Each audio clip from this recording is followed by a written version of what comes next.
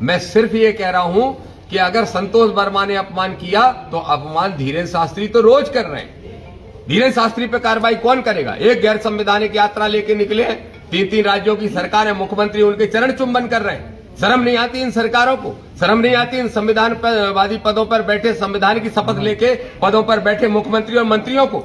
जब भारत के संविधान की प्रस्तावना में ही लिखा है कि ये देश पंथ निरपेक्ष रहेगा, तो फिर कैसे ये संवैधानिक पदों पर बैठे हुए लोग जा सकते हैं? और मैं आज ऐलान कर रहा हूं, मोहन यादव हो, चाहे रेखा गुप्ता हो, चाहे वहां के मुख्यमंत्री सैनी हो, अगर अगली यात्रा की जो घोषणा की है, धीरेन्द्र शास्त्री ने कहा पहले, जब मैंने आरोप लगाया तो मुझे गालियां देने लगे। मैंने राष्ट्रपति को अंचल की भूमि पर दतिया जिले के इंदरगढ़ में आ रहे हैं।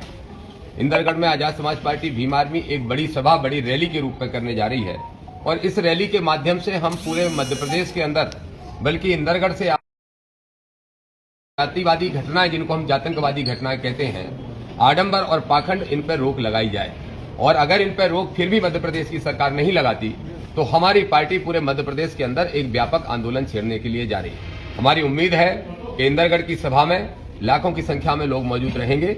न सिर्फ ग्वालियर चंबल, न सिर्फ बुंदेलखंड, बल्कि पूरे मध्य प्रदेश के कार्यकर्ता वहां पहुंचने वाले हैं और उत्तर प्रदेश के भी बहुत संख्या में लोग साथी आने वाले हैं। दूसरा विषय, आप जानते हो कि लगातार धीरेन्द्र शास्त्री जैसे कथावाचक, उनके और जमात के लोग, उनके ही गुरु, ये रोज महिलाओं को,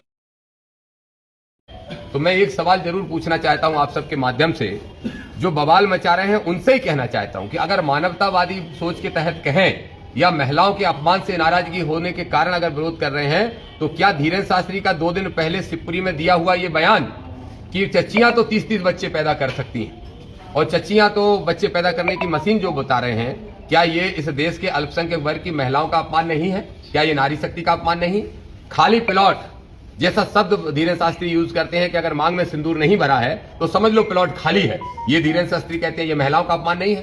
दूसरा एक और विषय, आपने देखा होगा उनके गुरु का एक वीडियो वायरल हो रहा है जो वाइफ को मनोरंजन का साधन बता रहे हैं, wonderful instrument for enjoyment, wife का फुल फॉर्म बताते हुए। क्या ऐसे लोग महिलाओं का, इस देश की नारी शक्ति का, क्या इस देश की महिलाओं का अपमान नहीं कर रहे हैं? तो अगर धीरेन्द्र शास्त्री और रामभद्राचार्य महिलाओं का अपमान करते हैं तो तब मानवतावादी लोग हो, चाहे सामाजिकवादी लोग हों, चाहे कोई भी संगठन हो, चुप होकर बैठते हैं। और जब संतोष वर्मा ने एक बयान दे दिया जिसमें उन्होंने माफी मांग ली, खेद व्यक्त कर दिया, उसके बाद भी आरोप प्रत्यारोपों का दौर चल रहा है। दूसरा एक और आपके माध्यम से कहूंगा, ग्वालियर के अंदर वर्ग संघर्ष की स्थिति ना ग्वालियर चंबल में, अंचल में ना बने, इसका प्रयास आजाद समाज पार्टी भीम आर्मी लगातार कर रही है।